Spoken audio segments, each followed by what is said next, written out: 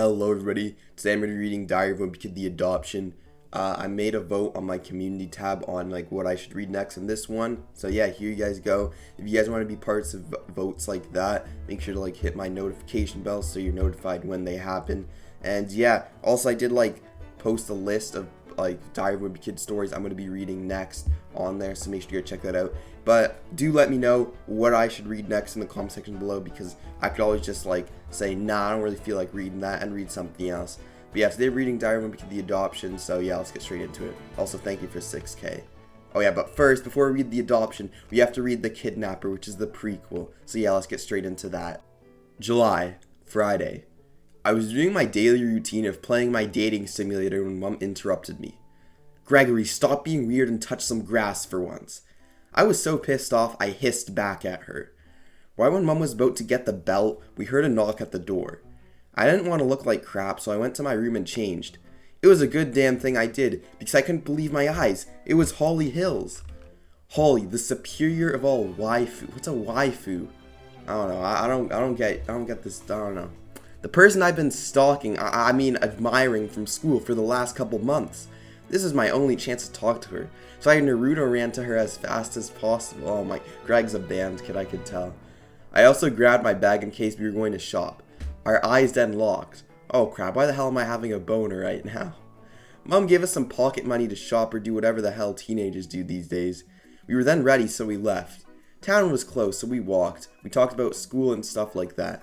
Something did seem a little bit off, and she kept having the urge to say the B sound. Wait, what does that mean? What does that mean? I don't know. But what? I don't know what she was talking about. Minutes later, we reached Plainville. Holly wanted to show me something in an alleyway.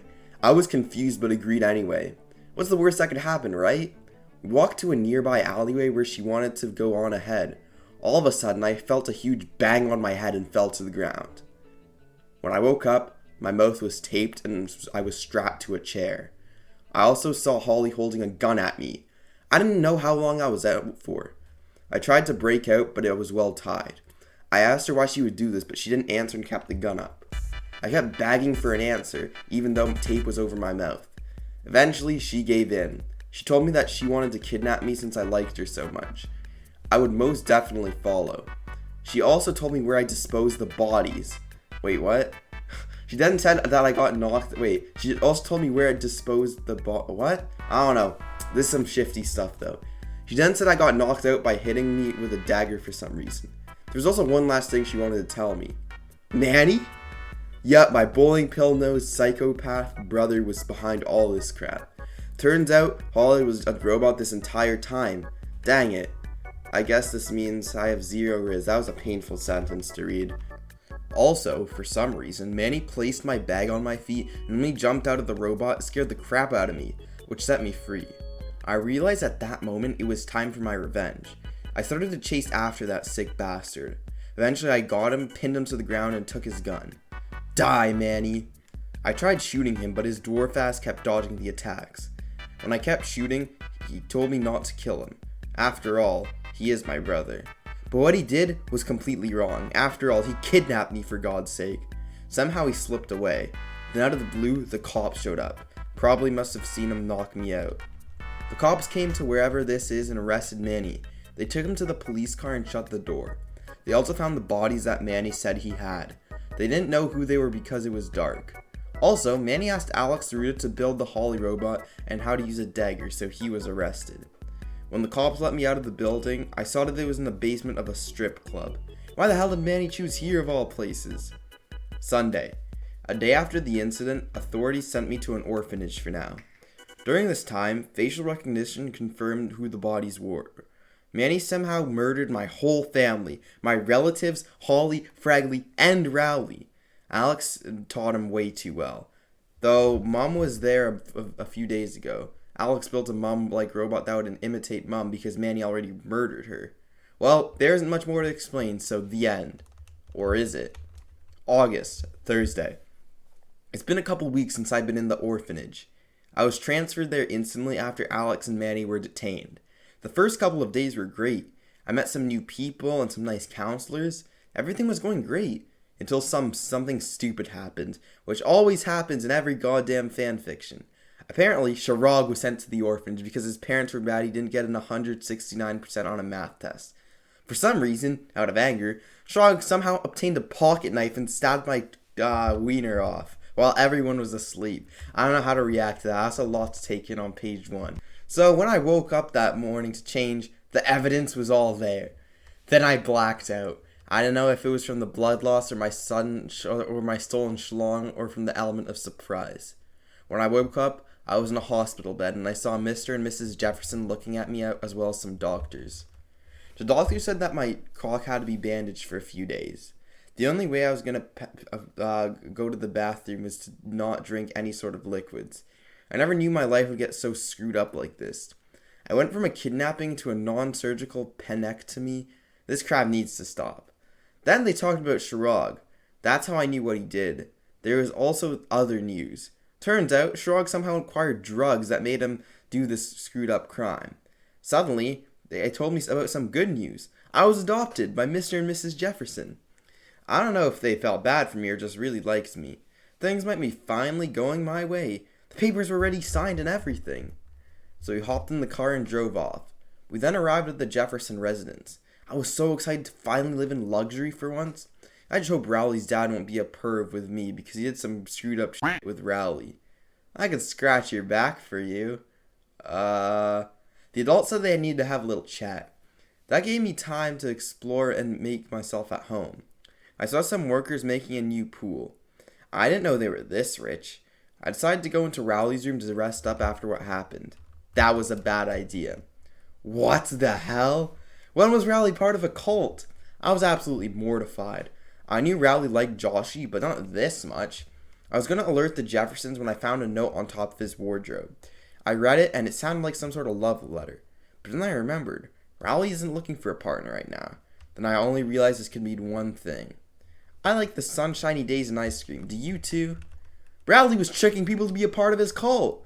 That's when I really knew I had to alarm the Jeffersons. I saw them walking up the stairs and told them everything. They agreed to help me get this cult stuff out of his room. After being traumatized of what we went through, we checked the clock and saw that it was dinner time. I was tired, but I decided to play Twisted Wizard 69. But there was one problem. The Jeffersons don't have a console to play on. They used to, but got rid of it because video games cause quote-unquote death. I asked them what I could do for entertainment, and Mr. Jefferson said we could play I Love You Because. I still remember what Mr. Jefferson said to Rowley a couple of summers ago. I love you because you have juicy balls. What the hell? Why is Rowley smiling? Bro, this picture is so deep fried too, bro. I don't even know how to think of that. I mean, what the hell was he thinking? Yeah, I'm technically his son now, but this was kind of extreme. Maybe he was just lonely after Rowley got murdered. I was bored, so I decided to just go to sleep early. Maybe I could revive my sanity with some rest. All of a sudden, I heard some strange wrestling noises coming from the Jeffersons' room.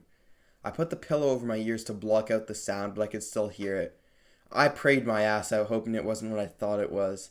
Then I decided to be brave, which was probably a horrible idea. I mustered up the courage to check out what was happening in there. I never knew the Jeffersons could be such man-children. At least they weren't doing the dirty, but they were acting like this was some sort of sleepover. I walked to them, asked why they were having a pillow fight as adults, and why they were making those weird-ass wrestling noises. They told me this was their daily routine. I also told them to quiet down because I was trying to sleep. When I went back to bed, I was so tired that when I hit the pillow, I was out like a light. Travis Scott reference, no way. Let me know what you guys' favorite song off of Utopia is. Mine's probably Meltdown or Fiend. I know it's basic. I'm going to go back to the video. I don't know what probably need to say all that, but do let me know though. There was no way tomorrow could be as screwed up as today was. Friday. Bro, these pictures are so deep fried. It's so funny, bro. When did Mr. Jefferson get an axe and stab Mrs. Jefferson to death? I couldn't even think of anything to do right now. I had to call the police. Oh, the police, Drag might be in a bit of trouble, a bit of a spot of trouble there with like the blood. Mr. Jefferson realized what I was doing and chased after me. I ran as fast as I could. I think I ran so fast I could beat Usain Bolt. There was no other possible routes to escape to other than the nearby closet. I stormed in and shut the door. Loudly. I think Mr. Jefferson walked by, so I think I'm safe for now. Wait, he's coming back. Oh, well. Alright, I think I'm in a safe place to talk about what just happened. After I stabbed Greg in the stomach 69 times to make sure he was dead, I grabbed his notebook and phone, stormed out of the building, and escaped to a nearby forest where I am currently. Okay, so we in Mr. Jefferson's perspective now. A couple of hours later, I saw on the news on Greg's phone that they figured out there was a murderer somewhere in Plainview. This just in, Plainview on August 8th, we found a dead body which seemed to be a middle schooler, in a closet, as well as a dead woman in her 30s.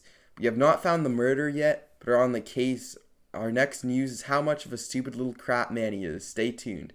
See, even when Greg's dead, he's still in the closet because he's gay in all of these fan fictions. Isn't that crazy? Maybe I'm reading too much into this. Anyway, so it seems like they found Linda and Greg. I realized I had to do something I should have done. I realized something I should have done. I forgot to put on gloves like a dumbass so the FBI can't find my fingerprints. God damn it. My only option is to run from Plainview so the cops can't get me. Although if you were wondering this, yes, I was in a forest, but it was only like a quarter-mile away from Plainview. I felt like I was running forever. I checked my watch and it was only 15 minutes. I think I was in the clear, so I found a nearby campsite.